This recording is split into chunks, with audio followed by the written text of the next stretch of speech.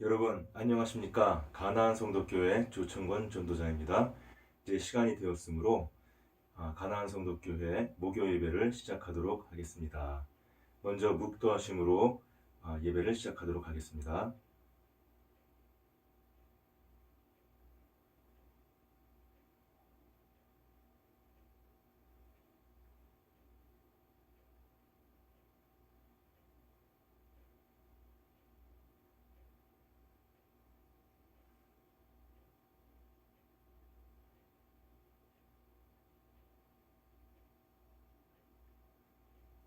아멘. 자, 우리 찬송가 382장 너 근심 걱정 말아라 를 찬양을 하시겠습니다. 통합 찬송가 432장, 새 찬송가 382장 너 근심 걱정 말아라 1절로 하나님께 찬양을 올려드리겠습니다. 너 근심 걱정 말아라 주 너를 지키리 주 날개 밑에 거하라 주 너를 지키리 주 너를 지키리 아무 때나 어디서나 주 너를 지키리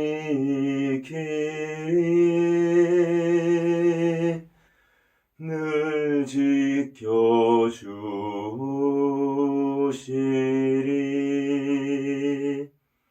아멘. 우리 예배와 또한 설교를 위하여 주님께 잠깐 기도를 드리겠습니다. 하나님 아버지, 주일에 근무하는 사람들, 그리고 또한 주일날 쉬지 못하고 생업에 종사하는 사람들, 또한 병원에 입원해 있거나 병원에 입원해 있지 않더라도 몸이 아파서 교회에 나올 수 없는 사람들, 그리고 또한 교회에 나오기 곤란한 여러 가지 사정이 있는 장애인분들 등 아버지님이시여 이제까지 교회가 돌보지 못했던 아버지님이시여 이들의 예배를 지켜주고자 주님께서 가나안 성도 교회로 이끌어주시고 이 사역을 여기까지 이끌어주시며 아버지님이시여 또한 정착시켜주시고 하나하나 갖추어져 가심을 아버지 감사를 드립니다. 아버지 종은 미련하고 어리석지만 주여 주께서 온전하게 주님의 도구로 사용되어질 수 있도록 붙잡아 주시옵시고 또한 아버지님이시여 이 작은 교회가 아버지 많은 사람들에게 소망과 또한 아버지님이시여 신앙을 전해주고 복음을 전해주고 아버지 그들의 예배를 지킴으로써 아버지 그들로 하여금 주님과의 관계를 주님과의 교제를 회복할 수 있도록 주여 축복하여 주시옵소서. 모든 말씀을 예수님의 이름으로 기도드렸사옵나이다. 아멘. 아멘. 자, 우리 오늘 본문 말씀 보시겠습니다. 오늘 본문 말씀은 베드로전서 1장 9절로 12절까지의 말씀을 제가 봉독을 하도록 하겠습니다. 베드로전서 1장 9절로 12절 말씀. 제가 가진 성경책으로는요. 신약성서 377쪽에 있습니다. 자, 9절부터 10절 말씀 제가 찬찬히 읽겠습니다. 믿음의 결국 곧 영혼의 구원을 받음이라. 이 구원에 대하여는 너희에게 임할 은혜를 예언하던 선지자들이 연구하고 부지런히 살펴서 자기 속에 계신 그리스도의 영이 그 받으실 고난과 후에 받으실 영광을 미리 증언하여 누구를 또는 어떠한 때를 지시하시는지 상고하니라. 이 섬긴 바가 자기를 위한 것이 아니요 너희를 위한 것임이 계시로 알게 되었으니 이것은 하늘로부터 보내신 성령을 힘입어 복음을 전하는 자들로 이제 너희에게 알린 것이요 천사들도 살펴보기를 원하는 것이니라. 아멘. 자, 오늘 본문 말씀 하나 더 보겠습니다. 시편 119편 41절 말씀입니다. 제가 가진 성경책으로는요, 구약성서 892쪽에 있습니다. 시편 119편 41절 말씀, 한 절 말씀을 제가 봉독을 하겠습니다. 여호와여, 주의 말씀대로 주의 인자하심과 주의 구원을 내게 임하게 하소서. 아멘. 자, 오늘은 스펄전 목사님께서 개인적인 구원, 즉 Your Personal Salvation, Your Personal Salvation 이라는 제목으로 설교하셨던 내용의 전반부 부분을 제가 번안해서 전하도록 하겠습니다. 자, 지금 우리는 베드로전서 1장 9절로 12절의 말씀과 그 다음에 시편 119편 41절의 말씀 두 개의 본문을 읽었습니다. 제가 보기에 이 두 개의 본문은 마치 칼과 방패와 같은 것입니다. 자, 첫 번째 본문은 진리의 화살을 쏘기 위한 것이고요. 두 번째 본문은 개별적인 양심들을 다투는 그러한 백병전을 위한 것이라고 할 수가 있겠습니다. 그래서 이 두 가지의 본문을 왜 열거를 하였는지 여러분들은 찬찬히 이 본문들을 살펴보실 때 알게 될 것입니다.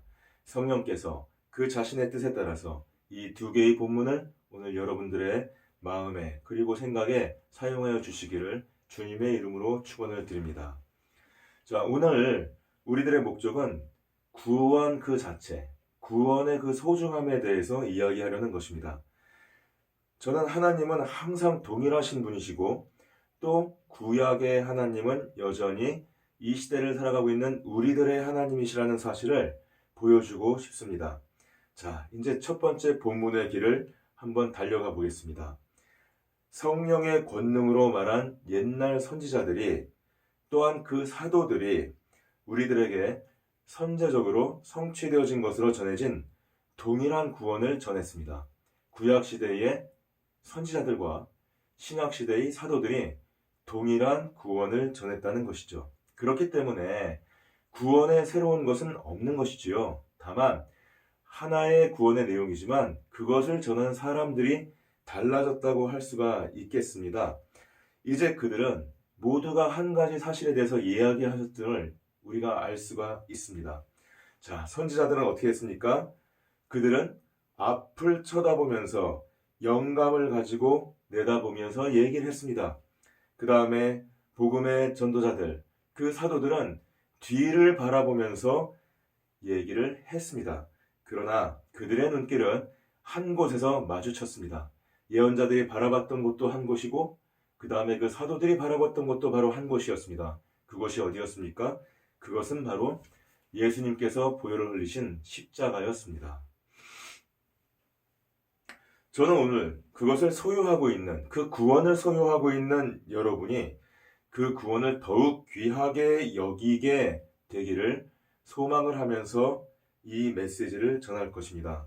또한 저는 이러한 구원을 지금 현재 갖지 못한 사람들도 그것을 갖고 싶어 하게 되고 또한 그것을 가지라고 제가 권면하기 위해서 이 메시지를 통해서 노력을 할 것입니다. 구원받지 못한 청중들, 하나님의 구원을 놓치는 것은 여러분들에게 얼마나 큰 손해인지를 성경책은 이렇게 말을 했습니다. 히브리서 2장 3절에 보면 우리가 이같이 큰 구원을 등한히 여기면 어찌 보응을 피하겠습니까? 이렇게 말을 했던 것입니다. 이제 성령 하나님께서 여러분들에게 이 구원이 얼마나 귀중한 것인가를 보여주기를 저는 소망합니다. 그리고 여러분들이 더 이상 그 구원을 무시하거나 멸시하거나 거절하지 아니하고 그래서 이 구원의 소중함을 깨달아서 두 번째 본문으로 우리가 읽었던 시편의 그 기도문이 여러분들의 기도의 고백이 되기를 저는 소망을 합니다. 자, 제가 그 시편 우리의 두 번째 본문을 다시 한번 읽어보겠습니다. 여호와여, 주의 말씀대로 주의 인자하심과 주의 구원을 내게 임하게 하소서. 여러분들이 구원의 소중함을 깨닫고 그 구원을 여러분들에게 임하게 하여 달라고 기도하게 되는 소중한 이 메시지의 전달이 될 수 있도록 이 소중한 설교의 시간이 될 수 있기를 주님의 이름으로 축원을 드립니다. 자, 이제 여러분에게 하나님의 구원에 대해서 유의를 해야 한다고 촉구하겠습니다. 왜냐하면 그것은 은혜의 구원이기 때문입니다. 자, 이 구원에 대해서는 너희에게 임할 은혜를 예언하던 선지자들이 부지런히 연구하고 살펴서 이렇게 본문은 말을 하고 있지요. 이 구원이 너희에게 임할 은혜로부터 비롯되어진 것이다. 지금 본문은 이렇게 전하고 있는 것입니다. 이 은혜는 어디서 오는 것입니까? 이 은혜는 하나님으로부터 오는 것이죠. 그 하나님으로부터 누구에게 가는 것입니까? 절망에 빠진 사람에게 찾아오는 것입니다. 복음은 여러분들에게 그 복음을 받기 위해서 무언가를 달라고 찾아오지 않습니다. 그 복음을 주기 위해서 반대급부로 여러분들에게 무엇인가를 요구를 하지 않는 것이죠. 여러분 손에 지금 금보다 더 귀한 선물들이 들려있는데 그것은 죄 많은 사람들에게 값없이 주어질 뿐입니다. 그리고 그것은 우리들이 자격이 있기 때문이 아니라 우리가 순종하고 있기 때문이 아니라 오로지 불순종과 부자격에 대한 자비로운 선물로서 우리들의 그 자격이 없음에도 불구하고 우리에게 찾아오는 것입니다. 그것이 은혜인 것이죠. 은혜라는 것은 무엇입니까? 자격이 없음에도 불구하고 그것을 받는 것을 우리가 은혜라고 얘기하는 것입니다. 근데 우리는 이 은혜가 그냥 은혜가 아니라 값없는 은혜라고 말하는 데에 익숙해져 있습니다. 자, 왜 그렇게 말을 하는 것입니까? 그것은 은혜입니다. 우리가 받을 자격이 없는데 그럼에도 불구하고 주어지는 구원이 바로 은혜로 주어졌다고 얘기를 하는 것이지요. 그 다음에 많은 사람들이 그 생각을 할 때에 그것은 은혜지만 그럼에도 불구하고 내가 그 하나님이 주신 그 구원을 받기 위하여 또는 그 구원에 내가 감사하기 때문에 내가 무엇인가 행동해야 되지 않을까? 내가 무엇인가 거기에 대한 보답으로 또는 거기에 대한 대가로 내가 무엇인가 해야 되지 않을까? 그것이 내 육신의 어떤 노동이건 내 어떤 생각의 어떤 마음의 표현이건 내가 뭔가를 해야 되지 않을까? 이렇게 생각을 하기가 쉬운 것이죠. 그래서 우리는 그러한 것들을 경계하기 위해서 특별히 은혜라는 말 앞에 값없는 이라는 말을 붙이는 것입니다. 자, 여러분, 그 값없는 은혜라는 것을 우리가 이 시간에 한번 나눠보도록 하겠습니다. 여러분들은 잃어버린 자들입니다. 그리고 하나님은 그 잃어버린 여러분들의 구원을 계획하셨습니다. 근데 그것은 여러분들이 그 구원을 받을 만한 자격이 있기 때문에 하나님께서 구원을 계획하신 것은 아니었습니다. 만약에 여러분들이 그렇게 생각을 하신다면 내가 뭔가 구원을 받을 자격이 있기 때문에 그래서 하나님께서 나를 위해서 계획하셨다라고 생각을 한다면 하나님의 구원 계획은 실패했을 것입니다. 왜냐하면 여러분들은 중에 어떤 사람도 그 하나님의 구원을 받을 자격이 없기 때문이지요. 하나님께서는 오로지 여러분이 자격이 없음에도 불구하고 그분께서 자비로우시기 때문에 여러분들을 구원하시려고 계획을 했던 것입니다. 여러분은 궁핍합니다. 하지만 그분께서는 후하십니다. 그래서 구원을 계획을 했습니다. 여러분들은 하나님의 앞에서 부끄럽습니다. 그리고 여러분들은 연약합니다. 그럼에도 불구하고 하나님은 전지전능하시고 하나님은 하나의 흠결도 없으신 완벽하신 분이십니다. 그렇기 때문에 하나님께서는 여러분을 구원하려고 계획을 하셨던 것입니다. 만약에 우리가 이러한 점을 생각을 한다면 여러분께서 그 하나님의 구원을 내가 꼭 붙잡아야 되겠구나 이렇게 생각을 하지 않으시겠습니까? 그래서 많은 사람들이 마음을 열어놓기를 저는 소망을 합니다.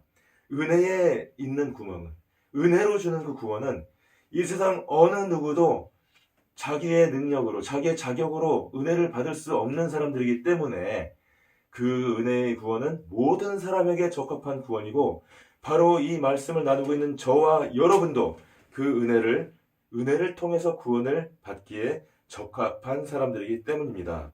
여러분, 그렇다면은 우리가 이것을 우리 일상생활에서 한번 떠올려 보겠습니다. 여러분들은 생활을 하실 때 어떤 가게에서 상품을 무료로 나눠주겠습니다. 거의 거저나 다름없는 가격으로 팔겠습니다. 또는 제공하겠습니다. 드리겠습니다. 이런 말을 들으면 그 순간 얼마나 여러분이 마음이 바빠지고 그리고 들뜨게 되겠습니까? 저는 예전에 그 GS 홈쇼핑, 그러니까 LG 홈쇼핑에서 GS 홈쇼핑으로 이제 바뀌었는데요. LG 홈쇼핑 시절부터 GS 홈쇼핑 시절까지 제가 법무팀에서 일을 했고 거기에 법무팀장으로 있었던 적이 있습니다. 근데 저희가 그 하는 여러 가지 일 중에서 이 방송을 통해서 물건을 팔 때에 사람들을 굉장히 현혹하고 그 다음에 그 사람들이 어떤 냉정한 판단을 하지 못하도록 막 이렇게 어떤 기법을 써서 몰아붙이는 그러한 것들을 하지 못하게 하는 법들이 있습니다. 그 법들이 때로는 사은품으로 사람들을 이렇게 물건을 사도록 이렇게 인버테이션 하지 않도록 이렇게 또 하는 규정이 있었고 과도한 사은품을 규제하는 법이 있었죠. 그 다음에 또한 그 문구를 통해서 광고 문구를 통해서 그 사람들이 오해를 할 만한 어떤 그런 문구를 사용하는가 사용하지 않는가 이런 것들에 대해서도 또한 규제를 하는 법들이 있었고요. 이런 여러 가지 그 사람들을 그 상품으로 미혹하는 그래서 그것을 그 사람들이 제대로 알지 못하고 어쩌면 좀 약간 속아서 사는 듯한 나중에 후회할 듯한 그러한 상황으로 몰아가는 그런 부분들을 규제하기 위한 법들이 있었고 저는 법무팀장으로서 또는 법무팀장이 되기 전에 그 법무팀의 한 일원으로서 그 법들에 어긋나지 않도록 저희 그 GS 홈쇼핑의 방송 내용들을 모니터링하고 또한 제 밑에 있는 직원들이 그것들을 계속 번갈아 가면서 교대로 보면서 잘못된 것들은 또한 잡아내고 고치고 이렇게 하는 관리를 한 적이 제가 있었지요. 자, 근데 저는 지금도 기억을 합니다. 저희가 한참 그 CJ 홈쇼핑하고 이제 경쟁을 할 때는 사실은 저희가 그 시장의 어떤 그 쉐어, 시장의 어떤 그 부분을 차지하기 위해서 때로는 우리가 손해를 보는 한이 있더라도 막 물건들을 갖다가 이렇게 밀어붙이기 식으로 판매한 적이 있었어요. 자, 그것들을 그냥 밀어붙이라는 게 아니죠. 어떻게 합니까? 시간을 이렇게 한정을 합니다. 한정을 해가지고 자 이제 3분 안에 팝니다. 5분 안에 팝니다라고 막 시계를 돌리죠. 착착착착 막 돌아갑니다. 그 다음에 또 한편에서는 어떻게 합니까? 이것은 다른 데서 사면은 얼만데 이 구성을 여러 가지로 해갖고 사실은 이 전체를 다 살라 그러면 다른 거 2개, 3개 값을 사도 이 모자란 돈인데 이걸 갖다가 이렇게 다 드립니다. 라는 식으로 막 광고 문구를 갖다가 막 현혹을 시키죠. 그때 저도 그런 걸 경험을 했었어요. 갑자기 제가 살던 일상이 무너지는 것이 그러면서 저를 어떻게 보면 억압하는 그 정체가 무엇입니까? 자원의 어떤 한정된 그 자원, 한정된 그 돈, 뭐 이런 거 아니겠습니까? 거기에 대한 빗장이 풀려버리는 느낌을 받는 것이죠. 그래서 온 신경을 거기에 집중을 하고 그 다음에 그것을 갖다가 내가 살려고 했을 때 마음이 막 들뜹니다. 왜 그렇습니까? 제가 마치 부자가 되는 것 같은 느낌이 들기 때문이지요. 굉장히 뭔가 이익을 보는 것 같은 느낌이 들기 때문이지요. 그리고 아무 생각이 없이 달려가서 그 한정 판매하는 5분이고 그 시간 동안은 손을 어떤 때는 떨면서 마음을 막 쿵당쿵당 하면서 그 다이얼을 돌리지 않습니까? 전화를 하지 않습니까? 혹시 내가 주문을 못하게 될까봐. 이렇게 많은 그 장사꾼들이 사람들의 마음을 현혹을 합니다. 세상은 다 그렇습니다, 사실은. 여러분들 주변에 있는 모든 것들이 사실은 가치가 없는 것들입니다. 여러분들이 생각하는 것만큼의 가치가 없는 것들이에요. 여러분들이 잘 모를 때 하지만 여러분이 잘 모를 때는 그것들이 마치 대단한 가치를 가진 것들처럼 여러분들 주변에 자기를 내세우지요. 우리가 어떤 직장을 꿈꿀 때, 또 우리가 어떤 직업을 꿈꿀 때, 그 직업을 갖기 위한 어떤 그 명문 대학을 꿈꿀 때, 그 다음에 우리가 겉으로 본 게 굉장히 아름답고 깔끔해 보이고 아주 청순발랄해 보이는 그런 배우자 상, 그 어떤 그 여자친구 또는 남자친구, 이런 어떤 사람들을 바라볼 때, 그리고 그 길거리에 다니는 휘황찬란한 밤에 쳐다보는 반짝반짝하는 그 도시의 그 황홀한 그 야경을 바라볼 때에 무언가 모르게 우리 삶에 굉장히 좋은 것들이 많은 것 같은, 굉장한 가치가 내가 손만 뻗으면 내가 얻을 수 있을 것 같은 그런 생각을 하게 하지 않습니까? 그러나 그러한 것들은 여러분들이 생각한 것처럼 그렇게 실제로 좋은 가치를 갖고 있지 않은 경우가 대부분이지요. 그래서 여러분들이 막상 그것들을 손에 넣었을 때는, 막상 그것과 함께 하게 됐을 때는 굉장히 실망하게 되는 것 아니겠습니까? 그래서 이 세상은 그런 식으로 사람들을 미혹을 하고 부풀리고, 그 다음에 아무것도 가치가 없는데도 불구하고, 가치가 적은데도 불구하고 대단한 가치가 있는 것처럼 막 부풀려서 여러분의 눈길을 끌려고 하고 막 어필을 하지요. 하지만 여러분, 구원은 어떻습니까? 주님께서 주신 그 구원은 여러분들이 어떠한 자격이 없어도, 여러분들이 어떠한 값을 치르지 않아도 여러분들에게 주어지는 것입니다. 근데 그것은 겉으로 볼 때는 그렇게 값이 없이 주어지는 것이기 때문에 마치 그것은 초라해 보이기도 합니다. 마치 그 구원은 어떤 가치가 없어 보이기까지 합니다. 내가 당장 다른 급한 일을 하고 조금 있다가 그 구원을 내가 이렇게 신경을 써도 될 것 같은 그런 생각이 들기도 하는 것이죠. 왜 그렇습니까? 우리가 그 구원을 통해서 용서도 그냥 얻습니다. 그리스도도 그냥 얻습니다. 천국도 그냥 얻습니다. 소망도 그냥 얻습니다. 내 삶의 여러 가지 어려운 점들, 그 어려운 점에서 변화하는 것들도 그냥 얻습니다. 모든 게 거저입니다. 거저. 그러니 우리가 이 구원을 어떻게 본다면 가볍게 생각하지 않겠습니까? 그러나 구원의 특징은 바로 그 가벼움, 값없음에 있는 것입니다. 왜 값없음이라는 걸 강조합니까? 구원의 진짜 가치에 비해서는 그 가치가, 그 가격이 너무나 광대하기 때문이지요.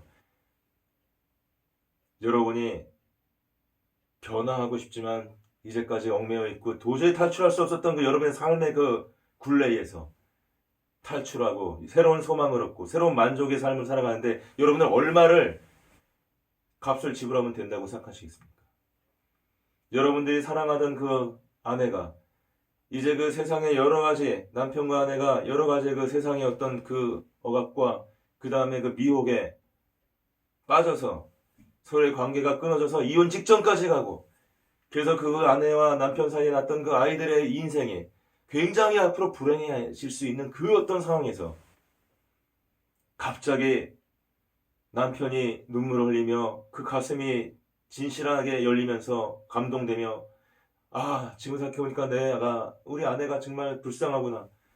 내가 우리 아내한테 진짜 잘못하고 있었구나. 그리고 진짜 진실한 마음으로 여보 미안해. 내가 더 이상 당신 앞에서 할 말이 없네. 앞으로 잘하고 싶어. 잘할게. 이렇게 말을 하게 될 때에 그냥 그 어떤 결점만 보이고 단점만 보이고 트집거리만 보던 그 아내가 남편의 그 모습을 바라보면서 아니에요 여보, 내가 사실은 잘못하고 있었어요.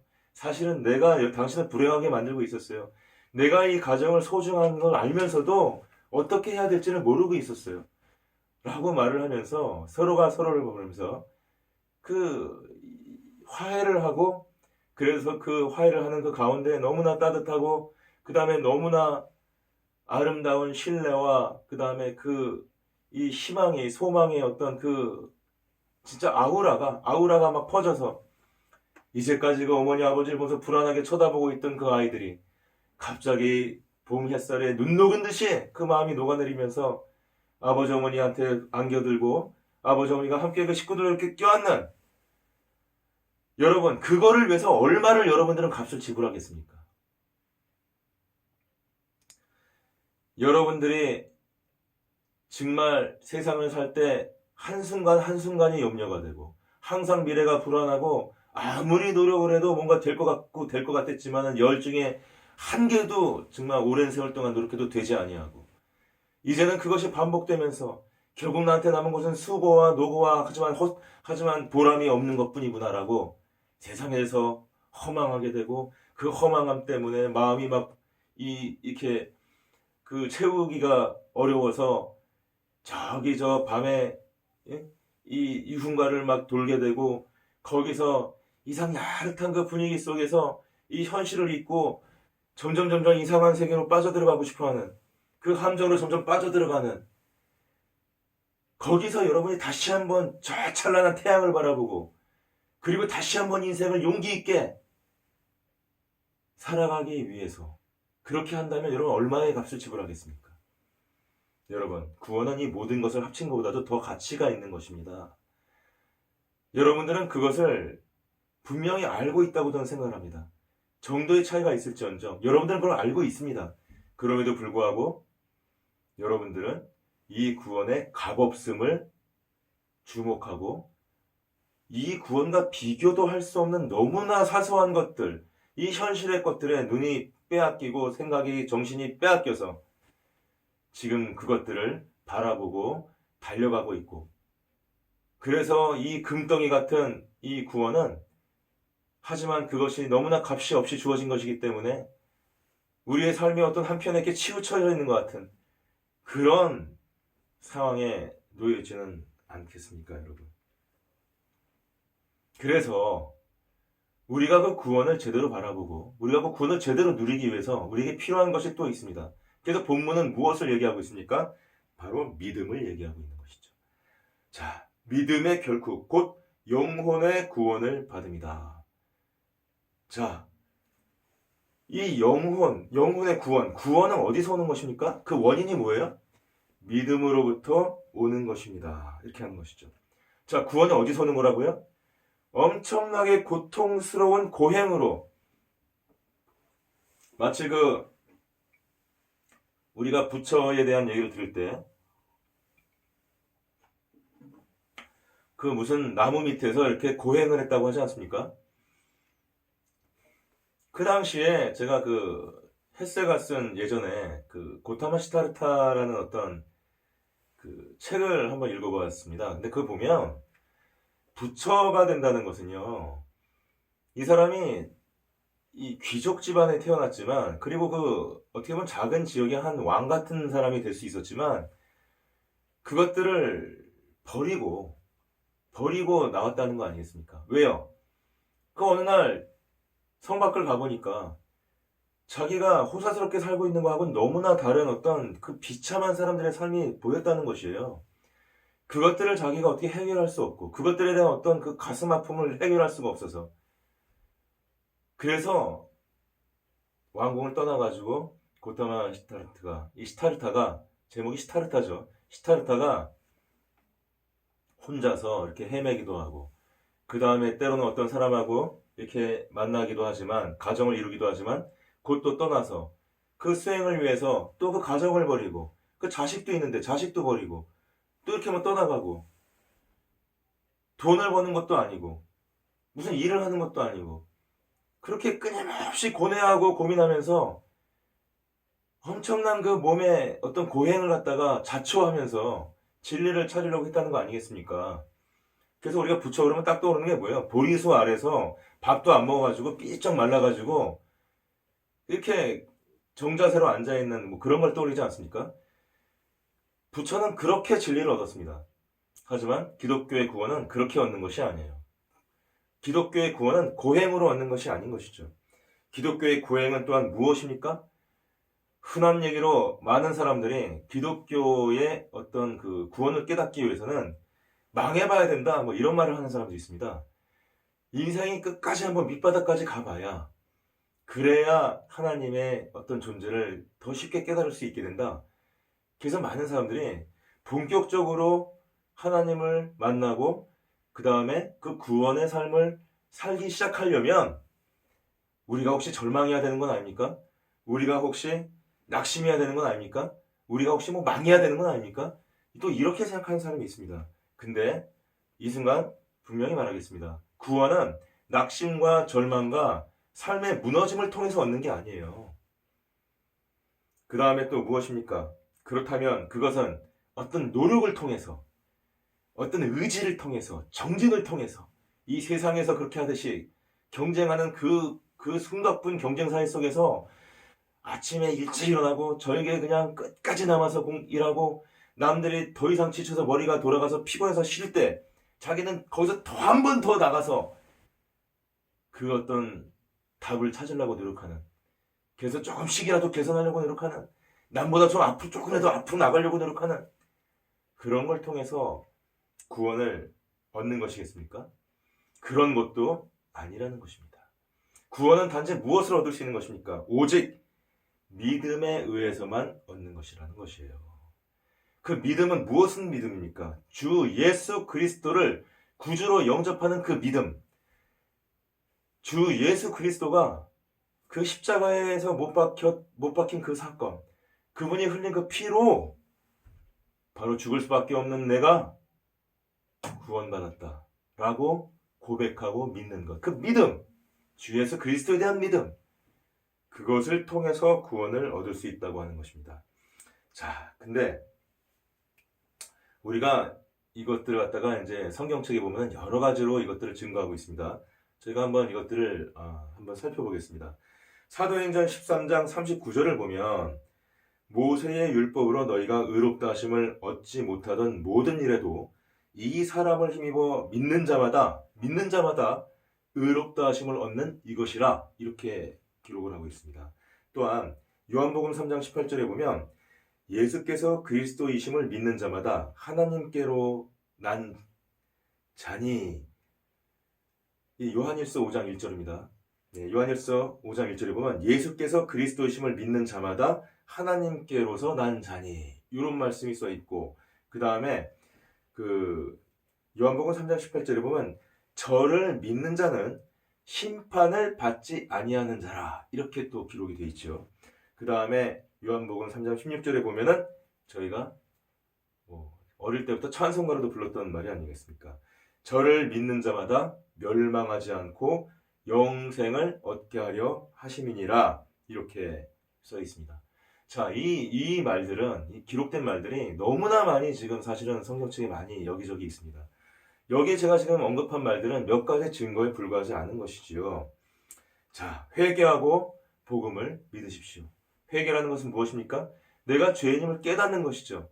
자, 내가 죄인임을 깨달았기 때문에 이제는 더 이상 죄인이고 싶지 아니한, 그 죄인이고 싶지 않습니다 라고 해서 그 죄를 깨닫고 그 죄를 미워하고 내가 그래서 그 죄에서 떠나려고 하고 그 떠나려는 방법을 찾다 보니까 그 복음의 가치가 눈에 들어오게 되는, 회개하고 그래서 복음을 믿는 것.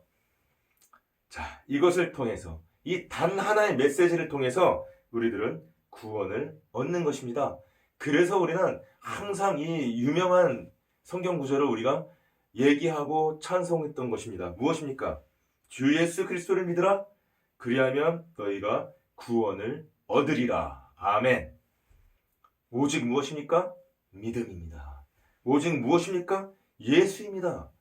이 두 가지의 단어, 이 두 가지의 말이 오직 우리의 구원의 표어가 되는 것입니다. 근데 사람들은 너무나 단순하지 않느냐, 뭐가 좀 더 대단한 게 있어야 되지 않을까?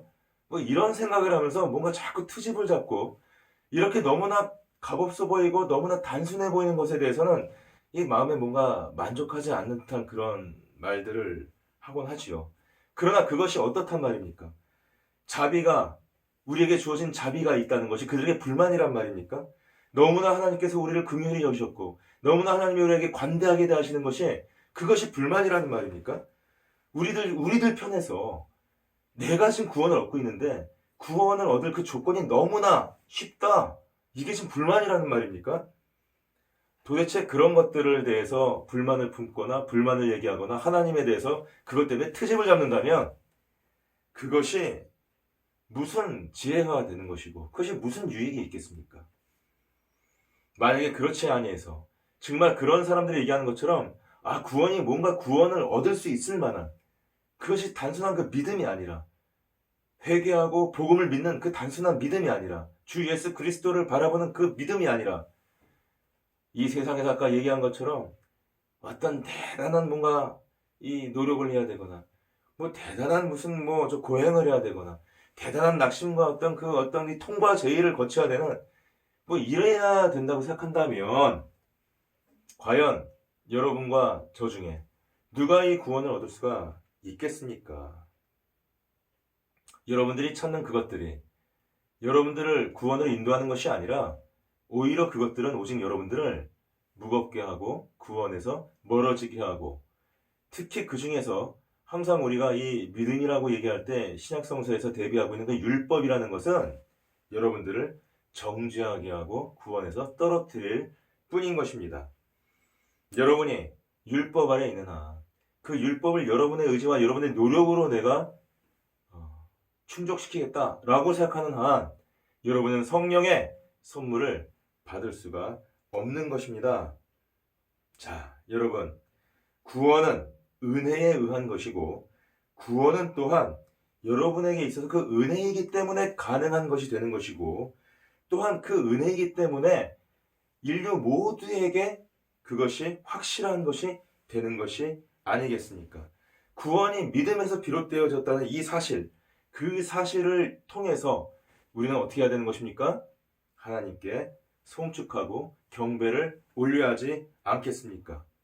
그럼에도 불구하고 죄인은 이 믿음을 받지 못하고 구원을 얻지 못하고 있습니다.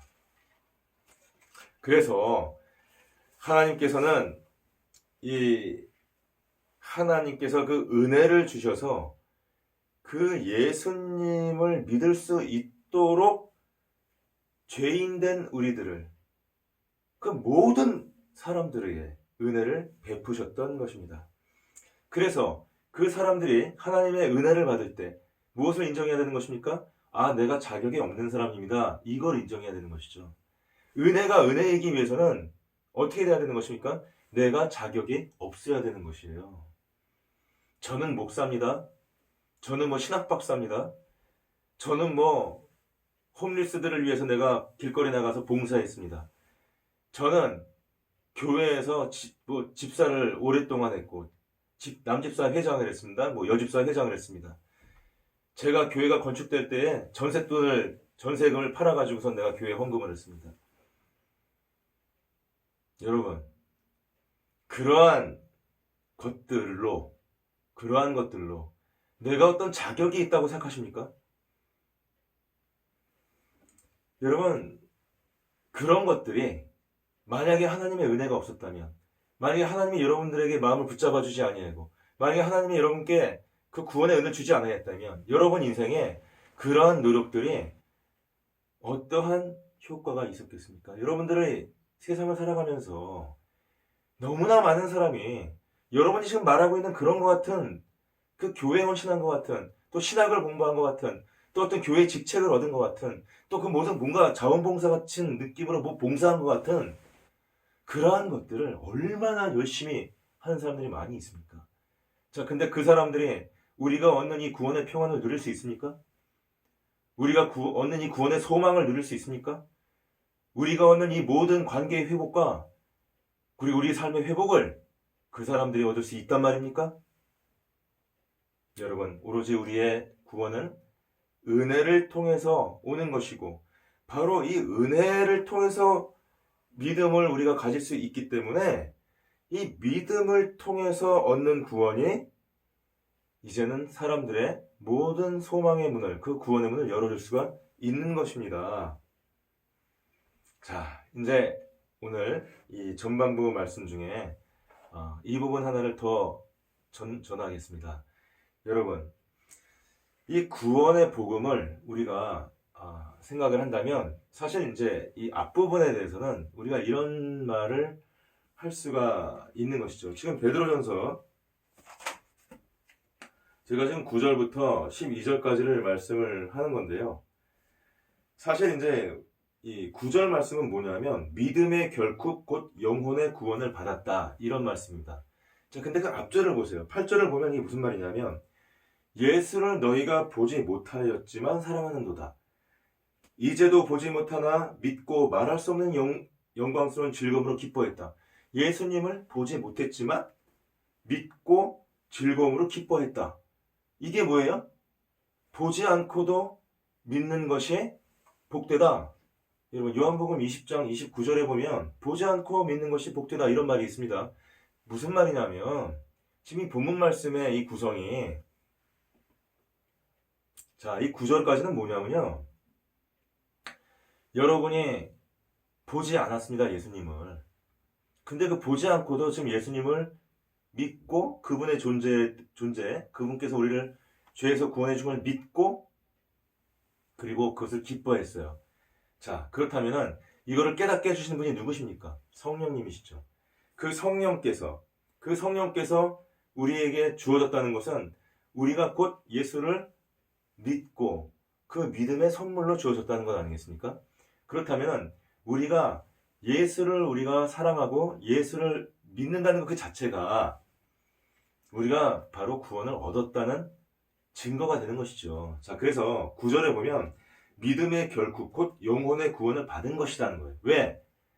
내가 예수를 사랑하기 때문에 보지 않았는데도 불구하고 보지 않았는데 내가 예수 사랑한다는 것은 내가 성령을 받았다는 얘기고 내가 믿기 때문이라는 얘기죠. 그래서 그 믿음의 결국은 곧 무엇이라는 얘기입니까?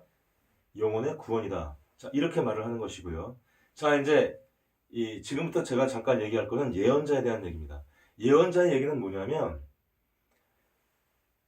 우리가 믿음의 구원의 확증을 할 때 그 믿음, 우리 개인적인 믿음으로서 확증을 얻는 것이고 그 다음에 예언자들이 끊임없이 선포하고 전했던 그래서 그것이 기록된 바로 구약 성서를 통해서 우리가 이 구원을 확증할 수 있다. 구원의 증거로 삼을 수 있다. 이제 이렇게 말을 하는 부분입니다. 그래서 그 예언자 부분에 대해서 잠깐 말씀을 나누고 이 전반부 이야기를 좀 정리를 하겠습니다. 자, 예언자들은 어떻게 본다면 굉장히 훌륭한 사람들이죠. 그들은 그 시대의 정신적인 지도자들이었고요. 그 다음에 그들은 항상 그 시대를 향해서 설교를 하고 그 다음에 그들이 말하는 말들이 곧 계시가 되어 성경 말씀으로 기록되어오긴 했습니다. 자, 근데 그들은 어떠한 부분들을 갖다가 얘기를 하고 그 다음에 연구를 했다는 것입니까? 지금 여기 보면 이 구원에 대하여는 너에게 임할 은혜를 예언하던 선지자들이 연구하고 부지런히 살폈다. 선지자들이 그 구원은 누구한테 임하는 것이에요? 우리한테 임하는 것인데 그것을 선지자가 부지런히 연구하고 살폈다. 이런 것입니다. 그 당시에 선지자들이 말씀을 선포했습니다. 그들은 정신적 지도자였어요. 그 당시에. 근데 그들은 기쁜 마음으로 하나님의 뜻과 하나님의 말씀을 세상에 선포했죠. 근데 그 내용이 무엇이었습니까? 바로 우리들의 구원에 대한 얘기였다는 것입니다. 그들은 그 당시에 그 우리들의 구원, 예수 그리스도의 십자가 사건을 정확히 겪지 않았습니다. 그럼에도 불구하고 그들은 하나님께서 그들에게 주어진 그 말씀을 그 입에 넣어준 그 말씀을 선포했습니다. 그래서 그들은 이 구원의 사건을 완전하게 이해할 수는 없었습니다. 왜냐하면 성령께서 그들의 영감을 주셔서 말을 하게 하고 예언하게 하고 그 다음에 그 성경 말씀을 쓰게 할 때에 그들의 능력 안에서 한 것이 아니라 그들의 능력 바깥을 초월해서 그렇게 하나님의 뜻을 하나님의 그 말씀을 전하게 하곤 했기 때문입니다. 성경의 영감은 축자적 영감이죠. 성경에 기록된 그 단어 하나하나가 하나님께서 그 예언자들에게 영감을 주셔서 즉 하나님의 뜻으로 하나님의 말씀으로 쓰신 것 아니겠습니까? 근데 어떻게 인간이 그 하나님의 뜻, 하나님의 말씀을 다 이해할 수가 있겠습니까? 내가 비록 하나님의 말씀을 전하는 메신저가 됐다 할지라도 내가 입으로는 말하고 있지만 100% 알 수가 없는 것이죠. 인간이 하나님을 어떻게 이해할 수가 있겠습니까? 그렇기 때문에 그들은 어떻게 해야 됐습니까? 그들은 그들이 이야기하고 그리고 그 이야기하는 데가 기쁨을 느끼고 또 하나님의 어떤 사용되어지는 그것들을 갖다가 감격이 겪어하면서도 또 어떻게 해야 됐다는 것입니까? 다시 상고하고 다시 연구를 해야 했다는 것입니다. 그들은 그들이 말한 그 언어의 의미를 다 알 수가 없었던 것이죠. 자, 그렇게 그 당시에 정신적 지도자 여러분 생각을 해보십시오. 그리고 그 당시에 이렇게 누구보다도 하나님의 뜻과 말씀을 가장 잘 알고 있는 그 당시에 이런 사람들조차도 하나님이 직접 그 입술에다가 그분의 뜻을 넣어준 그 하나님의 혀가 되는 그 사람들조차도 하나님의 말씀과 그 하나님의 뜻을 연구하고 상고했다고 했는데, 그런데 우리가 그들보다 훨씬 아둔하고 그들보다 훨씬 어리석고 그들보다 훨씬 하나님의 뜻을 헤아리기 어려운 우리가 성경을 연구하지 않고 말씀을 상고하지 않는다면 어떻게 우리가 구원을 이해할 수가 있겠습니까? 나는 여러분들이 얼마나 많은 예언자들이 그 그리스도와 구원에 대해서 말을 했는지 알게 하기 위해서 그 예언자들에 대한 얘기들을 조금 더 이렇게 보충을 하고 싶습니다. 그들은 다 무엇을 얘기했습니까?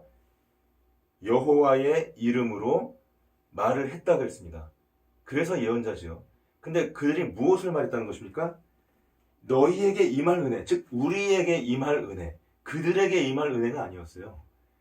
자신에게 임할 것이 아니라 그들이 말을 했던 것은 뭐냐면 이 후세에 있는 예수 그리스도 이후에 올 사람들에게 임할 그 은혜에 대해서, 그 구원에 대해서 이 사람들은 얘기를 했다는 것입니다. 모세에서 시작해서 구약의 마지막인 말라기에 이를 때까지 그 예언자들은 오로지 바로 그 구원에 대해서, 예수 그리스도의 존재와 그 예수 그리스도를 통해서 인류가 구원받을 그 구원에 대해서 말하기 위해서 살았고, 또 그것을 말했고, 또 그것을 위해서 죽었습니다. 자, 이제 우리들은 예수 그리스도 사건을 이제 과거로 돌아볼 수 있게 되었습니다.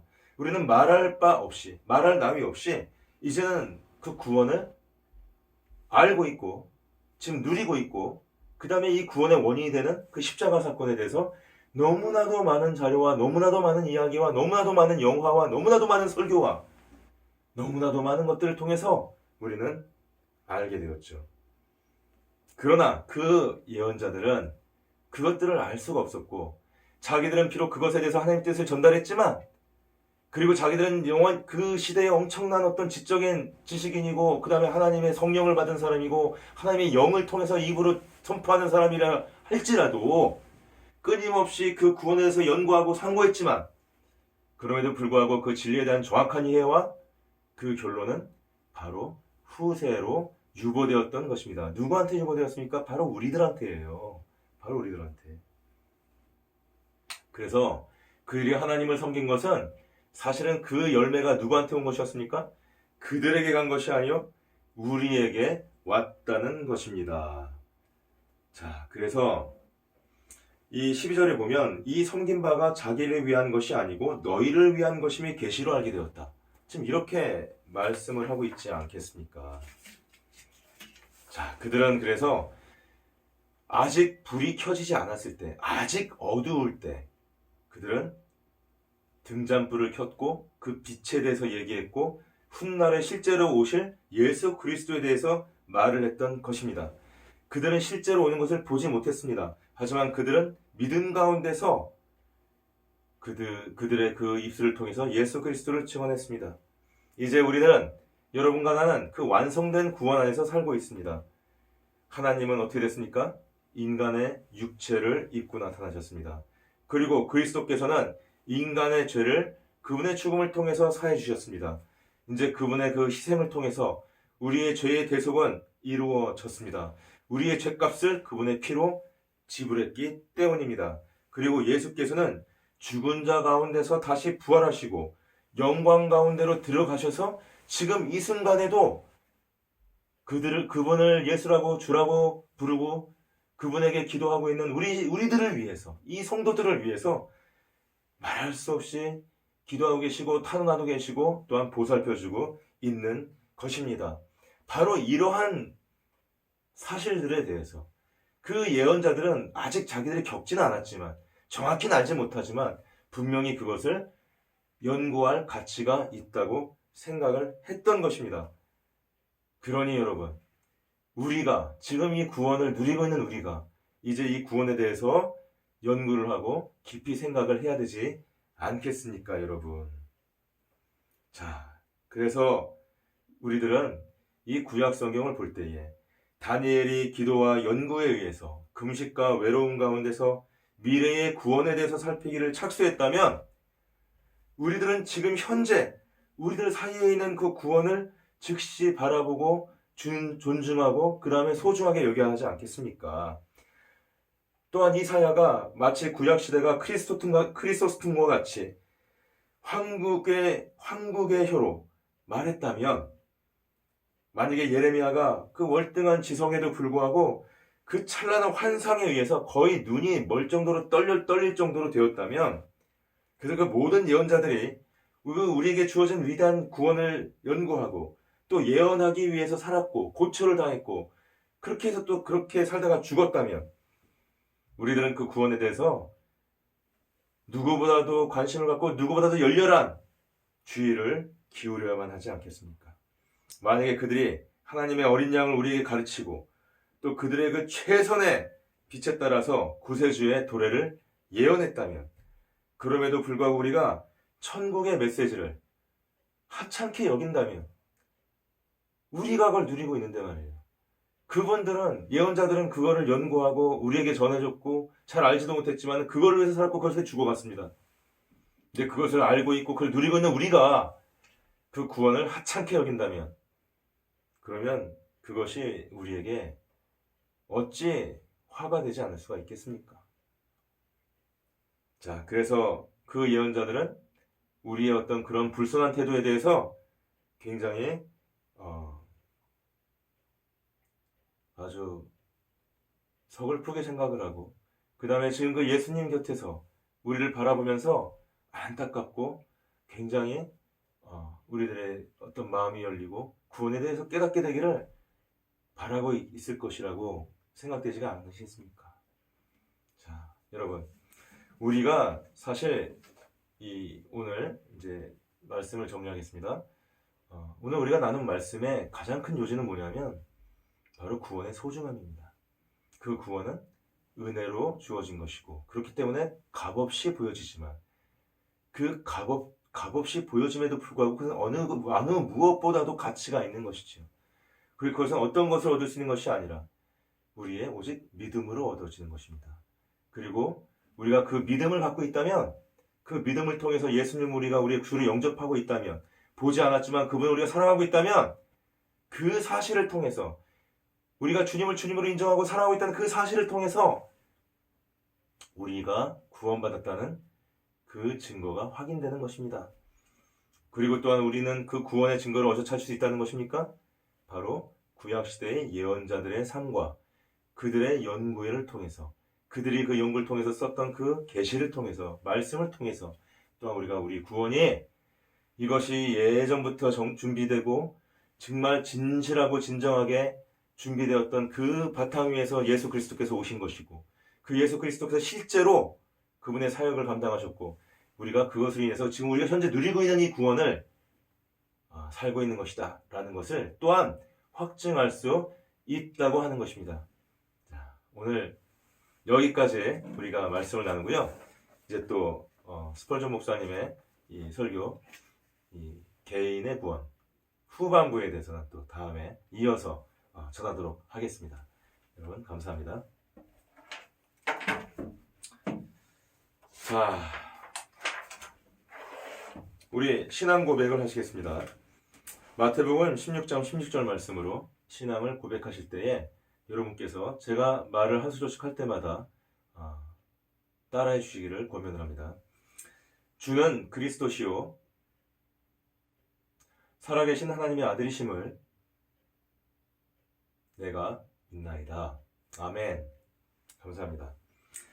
자, 우리 성찬식 하겠습니다. 고린도전서 11장 23절로 26절 말씀을 저희가 보면서 성찬식에 대해서 말씀을 상고하고 그 다음에 진행을 하겠습니다. 자, 제가 가진 성경책 277쪽입니다. 신약성서 고린도전서 11장 23절로 26절 말씀. 내가 너희에게 전한 것은 주께 받은 것이니 곧 주 예수께서 잡히시던 밤에 떡을 가지사 축사하시고 떼어 이르시되 이것은 너희를 위하는 내 몸이니 이것을 행하여 나를 기념하라 하시고 식후에 또한 잔을 가지시고 이르시되 이 잔은 내 피로 세운 새 언약이니 이것을 행하여 마실 때마다 나를 기념하라 하셨으니 너희가 이 떡을 먹으며 이 잔을 마실 때마다 주의 죽으심을 그가 오실 때까지 전하는 것이니라. 아멘. 아멘. 자, 이제 우리가 이 말씀에서 읽으신 것처럼 이것은 너희를 위하는 내 몸이니 이것을 받아 먹으라 했던 그 예수님의 말씀을 기념하고 또한 생각하면서 떡을 떼도록 하겠습니다.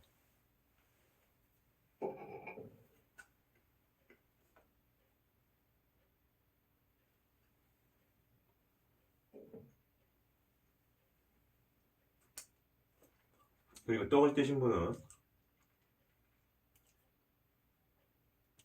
이 잔은 내 피로 세운 새 언약이니 이것을 행하여 마실 때마다 나를 기념하라. 이 잔을 받아 마셔라 라고 했던 예수님의 그 말씀을 생각하면서 예수님의 사랑을 생각하면서 이 잔을 비우도록 하겠습니다.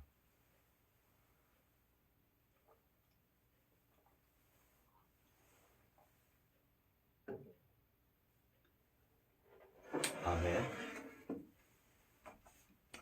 자, 우리 헌금과 교회 소식 전하겠습니다.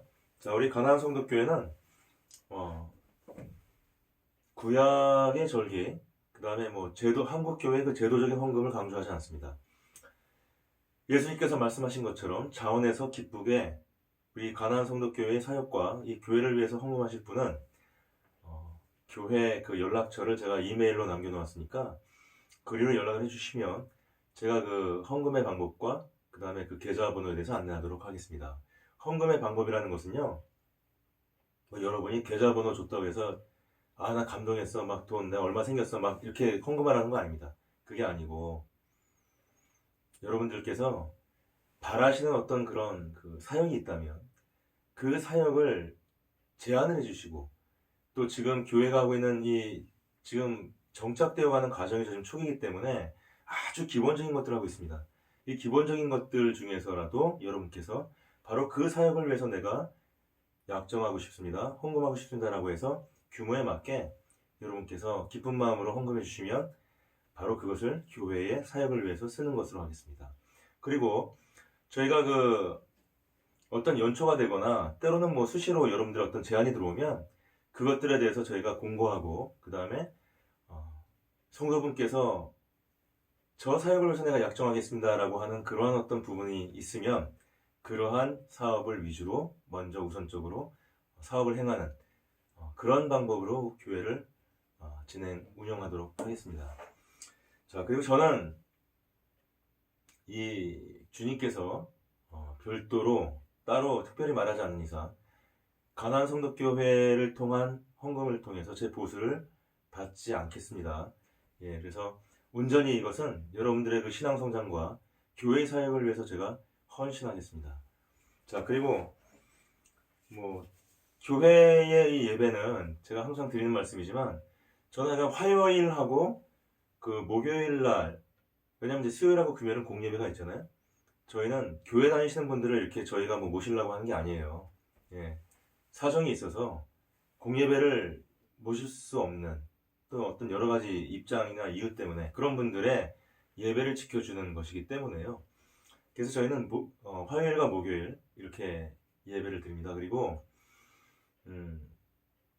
이때는 이제 스펄전 목사님의 설교를 제가 번안해서 전해드리는 식으로 저는 진행을 하겠습니다. 자, 그리고 일요일 날에는 제가 이제까지 주로 이제 그 장애인분들을 위한 장애인 관점의 설교를 제가 또한 이렇게 전달을 했었습니다.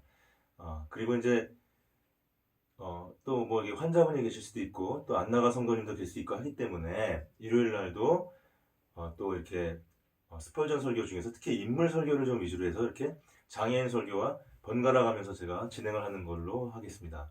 그리고 지금 매일 성경을 제가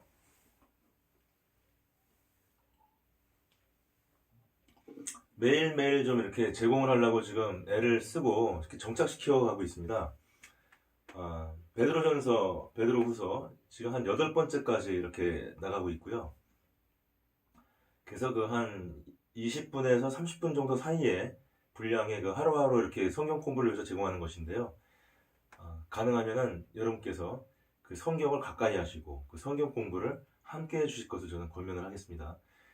그리고 이제 주말이 되면 제가 이 스펄전 설교나 이렇게 남의 것을 가져와서 번안해서 하는 것이 아니고 제 어떤 신학과 제 어떤 신앙과 저의 어떤 그 어떤 목회적인 어떤 그 생각, 그 다음에 그 이 시대를 바라보는 우리 한국교회 어떤 통찰, 이런 부분들을 함께 나누는 전도서를 나가고 있는 그 주말 묵상이 있습니다. 지금 이런 어떤 사역들을 이제 하나하나 이렇게 정착시키고 있는 과정이니까요. 여러분 기도해 주시고 도와주시면 감사하겠습니다. 자, 이제 우리가 종려 찬송으로 393장 오 신실하신 주 1절을 부르고, 그 다음에 축복 기도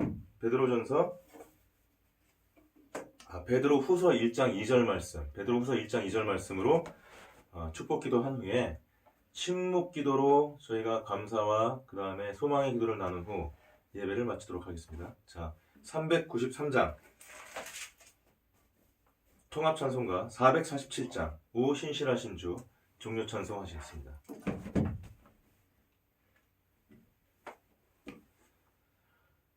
오 신실하신 주 내 아버지여 늘 함께 계시니 두려움 없네. 그 사랑 편찮고 날 지키시며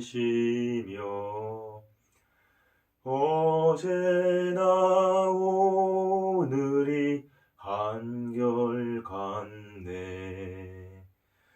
오 신실하신 주, 오 신실하신 주, 날마다 자비를 베푸시며 일용할 모든 것 내려주시니 오 신실하신 주 나의 구주. 아멘. 감사합니다. 아멘. 축복 기도하겠습니다. 하나님과 우리 주 예수를 알므로 은혜와 평강이 너희에게 더욱 많을지어다. 아멘.